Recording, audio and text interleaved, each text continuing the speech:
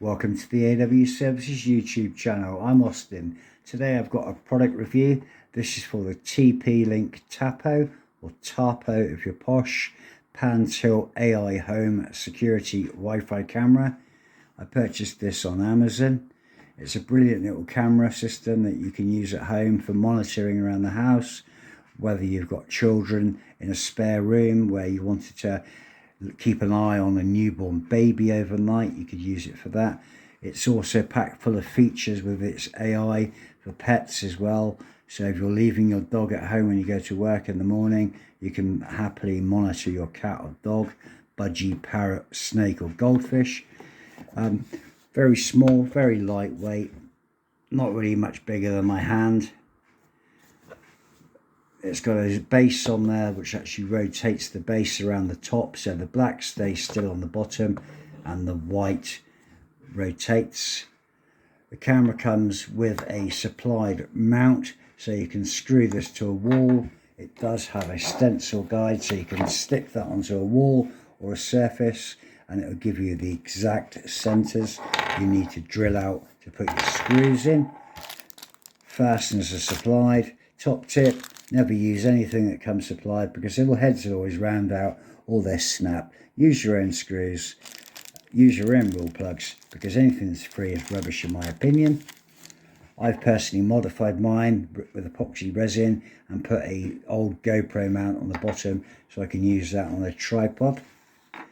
But talking a bit more about the camera itself, AI human pet detection, baby crying mode, motion detection and tracking, night vision up to 30 feet.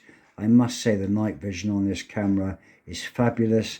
I haven't got a live video, but I'll find one if I've got one recorded from another day and add that into a video at some point for you.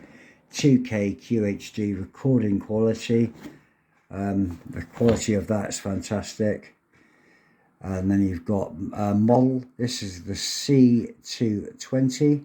Field of view, 360 degrees horizontal. 2K QHD 4 megapixel camera. Two-way audio with built-in microphone and speaker. You've got night vision, wireless protocols, power adapter, and also output. I must say the power adapter that came with it, I've measured that cable, and that from plug to tip of the power adapter is 3 meters exactly.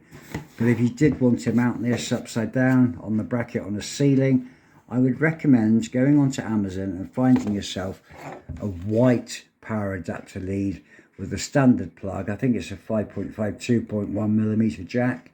Find an extension lead of this in white, and then when you've got this upside down on the ceiling, you haven't got a black wire hanging out the back of it, and the power plugs into the back here.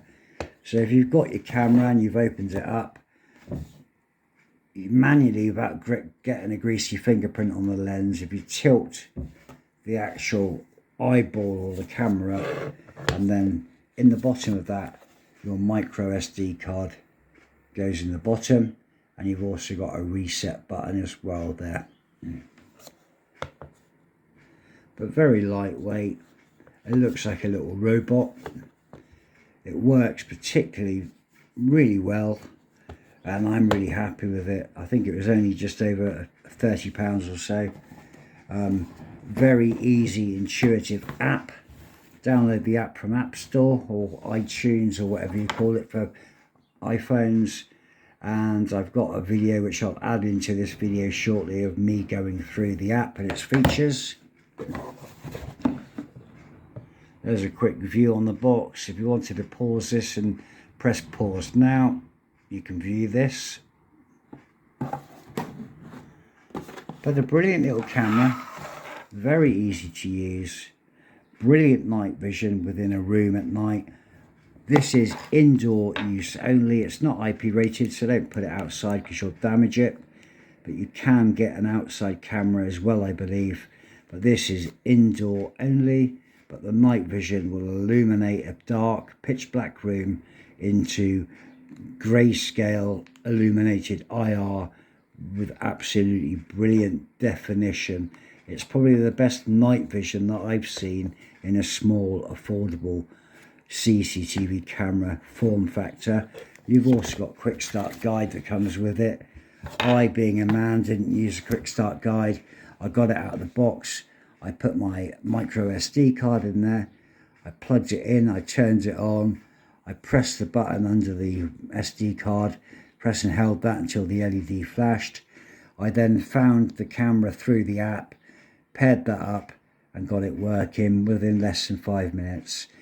The app itself, I'm not familiar with Ring doorbell cameras, but for me to plug this in and use it out of the box, I didn't have to pay any money. I haven't had to join a subscription-based service. It's completely free to use.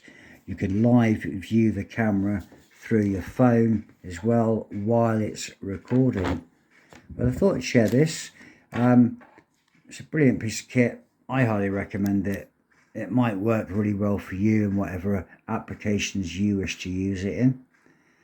But if you watch the video shortly after this, you'll see me going through the actual app itself.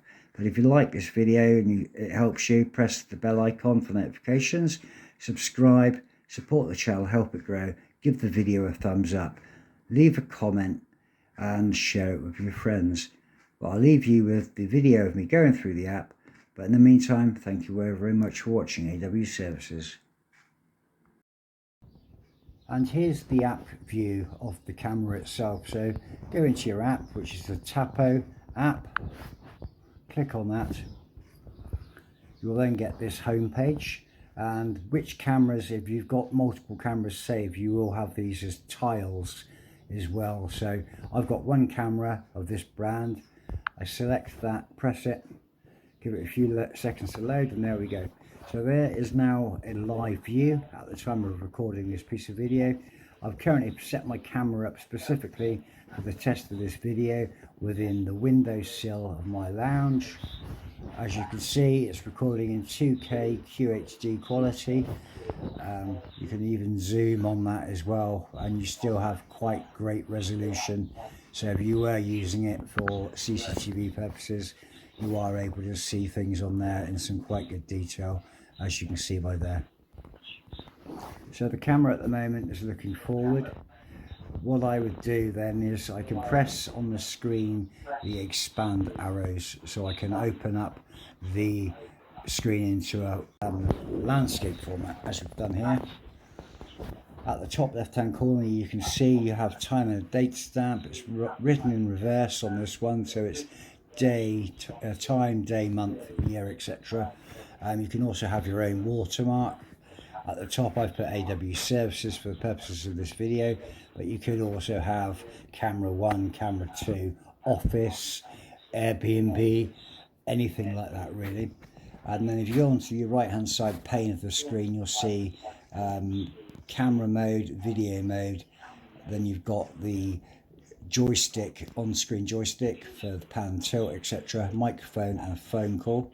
So I press on the pan and tilt, and then you get the joystick on screen, which is quite transparent as well, and then you can move the camera left and right. So at the moment I'm screen recording this, so it's live whilst I'm doing it. So as you can see, I'm scrolling right through. It will come up to my window frame next, like so. So full range of motion on this camera is, let's just go far left as we can. So that's my net curtains in my lounge. So that's far left. I get a warning on screen saying the camera is at its maximum travel. And then I can press and hold the button, and that will take me then far right.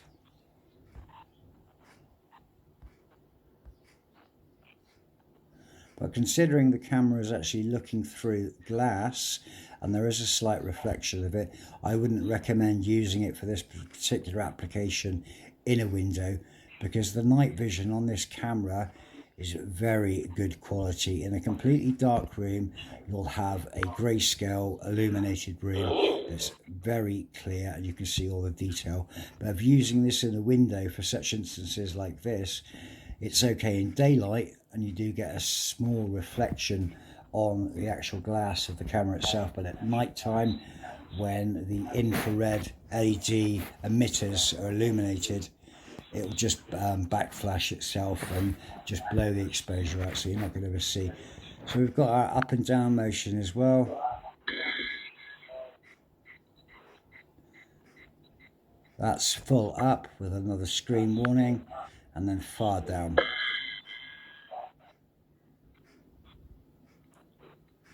So considering it's got a very good field of vision, and it's also, you can zoom it as well, and you can pinch on the screen like you would do to a larger normal picture, and you can see there, looking half a mile ahead of me, and I can see the bridge here in Barnstable.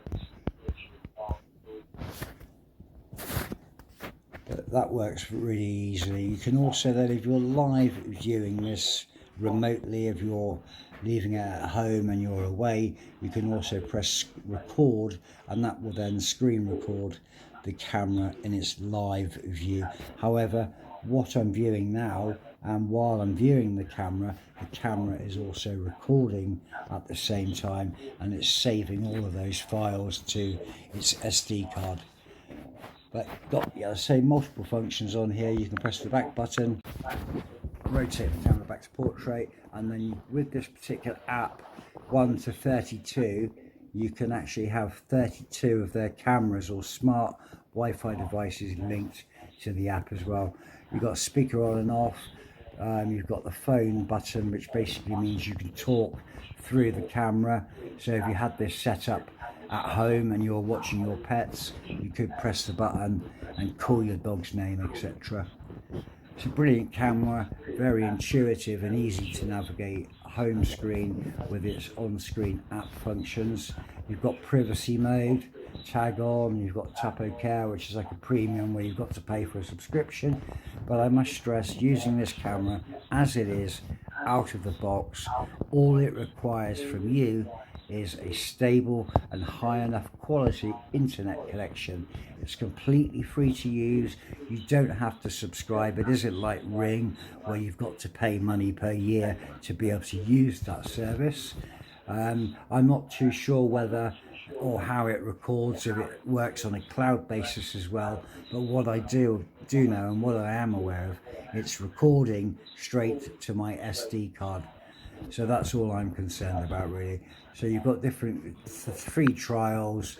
I'm not personally worried about free trials, because they're always going to try to take some money or some information from you. So yes, pan and tilt, you've got alarm, and then to the top right hand button you press the settings here, and then you go into the camera. So you've got detection zones, and when I say detection zones, this camera is packed full of some very smart AI features. So for example here, if I go to line crossing, and you can go to boundary. So with this camera, and also for privacy, you can actually move around this line. So it works like a sentry system. So if I had this set up here in this car park, which is a view out of my window, if I went to line this up with the parking spaces here, like so, and then I pressed save, so now any vehicle or person that crosses that imaginary AI generated line, I will get a message alert and an alert on here with that piece of video saying that video has been activated because somebody has crossed the line. So going back, just going to move the screen record function out of the way because I can't see what I'm doing. You've got line crossing, you can have that on and off. You've got motion detection. If you switch that on, you've got sensitivity, and you can then also set up zones for that as well. You get lots of on-screen prompts, and then you can edit. And then here, so for motion detection, you can pinch these boxes. It's a bit like Windows 95 Paint, it's just a drag and drop.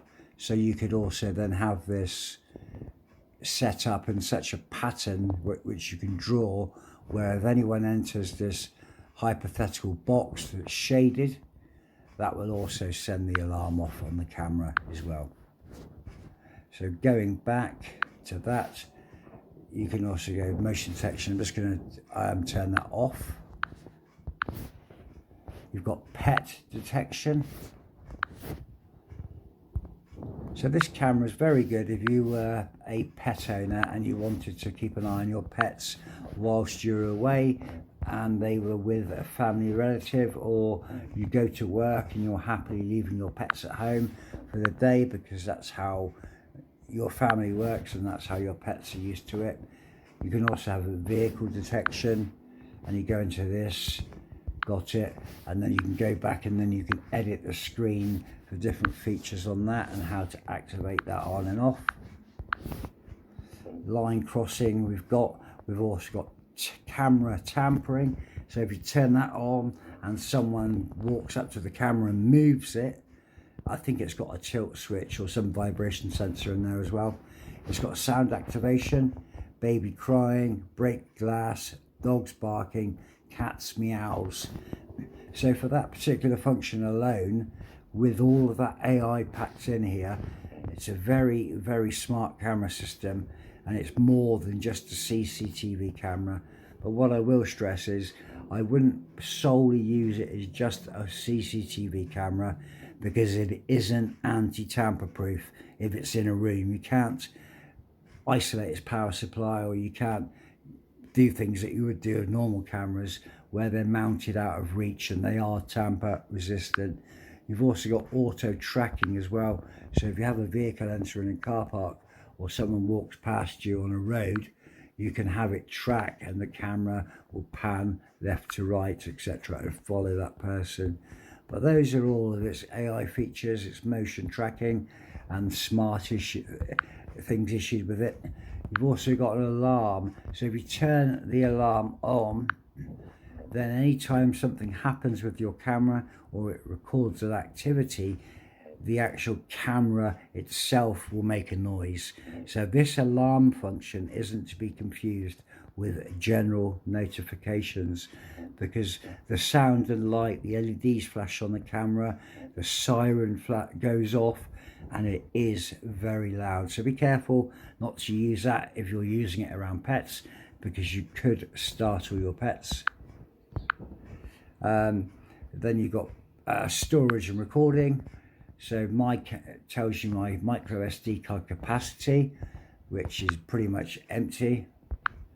You've also got record to SD card, recording schedule, and record sound as well.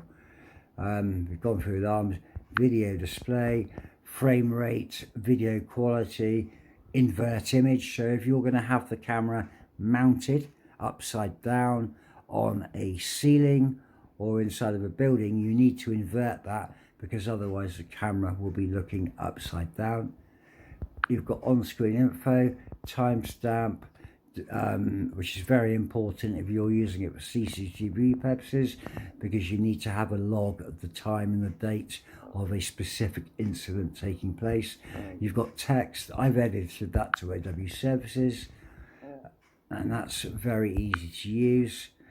Video display, status LED. So if you have status LED, the camera will have a green LED illuminated on the front of the camera at all times. But if you wanted to have this at home in your lounge or your bedroom, and you had allowed workmen to come in your house or something, for example, if you turn the status LED off, you can't really see that there's a camera in the room or it's working, because there isn't anything illuminated to say, look at me. Network connection, privacy mode, notifications, advanced settings, firmware update. So it's all there, very easy to use, very easy to navigate around the system itself. I'm extremely happy with the camera for cost effectiveness and its features as well.